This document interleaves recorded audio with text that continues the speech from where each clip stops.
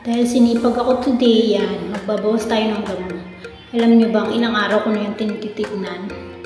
Kasi hindi ko alam kung paano ko umpisahan sa sobrang kapal ng damo. Kaya sabi ko, paano ako makapagsimula kung hindi ko siya uumpisahan ngayon? Tamad kaya kung sobrang daming damo. Hindi mo alam saan ka mag-uuna, hindi mo alam kung saan ang unahin, hindi mo alam kung saan ang unahin, kita nyo yan. Alam niyo ba, totoo lang, tinatamad ako niyan. Kaso nga lang, sabi ko, kung tinatamad ako, paano yan siya matatapos? Diba? Kaya ang ginawa ko guys, nilabanan ko ang aking katamaran. Tignan nyo yan. Diba? O, lumipat na ako sa kabilang dao kasi tapos ko na yung dyan sa kabilang side. Tapos lilinisin ko din sa loob. Plano ko nga tanggalin yung mga ano na yung balat niya guys. Yung kawayan niya kasi luma na. Papalitan na ng bago. Kaya ang gagawin ko dyan guys, tatanggalin ko ulit yung mamaya. Pero sa ngayon, lilinisin ko muna yung mga damo. Tsaka ako natatanggalin pag may time na ako. Kasi nga tinatamad nga talaga ako guys, nilabanan ko lang yung aking katamaran. Tapos, yun. Alam mo yun, mainit na kasi yun dyan eh. Kasi 9 AM na yan. 9 na kasi naisipang mag-ano dyan, maglinis. Tapos yun na nga. Madami kasi kaming kitchen waste, ibabaon ko yan dyan.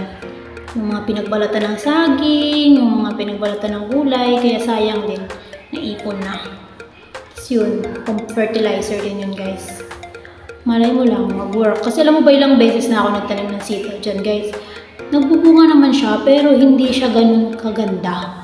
Alam mo yun, hindi sila lahat maganda, hindi healthy kumbaga. Kasi meron yung sitaw dun sa kabila na okay naman siya, madami siya magbunga. Dito, may bunga din siya, pero hindi siya madami kasi sobrang dami ng puno matatanim dyan guys. Sa 40, 50 na puno, pwede may tanim dyan kasi mahaba nga yan, malapad yung pagtaniman na yan. Kabilaan yan guys eh. Tapos konti lang ang nakukuha mong bunga dyan. Kaya nga sabi ko, ano kaya meron sa lupa na to? Sabi naman nila, baka daw may peste. Di ko nga alam eh, kasi hindi naman ako expert sa pagtatanim guys. Dito lang din ako nakapag-try magtanim. Kasi sa amin, di naman ako nagtatanim. Dito lang din. Wala lang, libangan ko lang guys.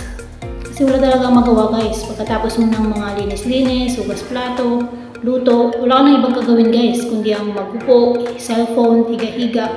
Kaya yan, naisipan ko mag-garden-garden. Libangan na din. Alam niyo bang naubos na yung oras ko dyan minsan? Hindi ko napapansin. Nahapon na pala. Tapos yan, yung anak ko dyan nagsisigaw nga yan, siya dyan tinatawag niya ako. Kaso nga lang guys, gusto kasi ng anak ko guys, magkaharap lang kami, bantayan ko lang siya palagi kasi wala daw siyang kasama, paano na daw siya. Eh paano naman ako guys, paano ako makakapagtrabaho, puro na ako cellphone, masakit kayo sa puwet tsaka sa likod, nang uupo ka lang tsaka pahiga-higa. Kaya ang ginagawa ko sa kanya, pinaglalaro ko sa labas. Run. Okay, yan lang muna, pagod na ako. Yan lang muna for today's video, yan. Diba, nilinis ko yan. Sitawan yan dati guys. Magtatanim ulit tayo. Yan lang. Bye. Mamaya ulit.